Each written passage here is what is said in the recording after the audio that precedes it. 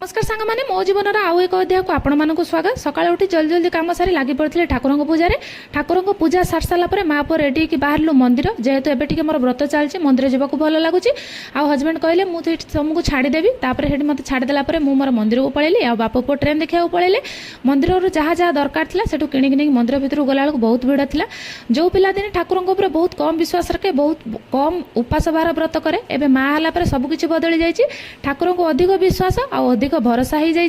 जापर घरे पहुँचिक दीटा चकुली अल्प टे चाह बनई खाईदेली आ मंदिर जावा पूर्व ये छेना छेड़े रखी ताको पनीर बनईकी भी रखी आउ एक घंटा भितर मत लंच बनइबार था बहुत लेट होता बिना प्याज रसुण बनइबार था से फ्राए राइस आउ ये पनीर तरकारी पुओ हिसाब से बनईदेली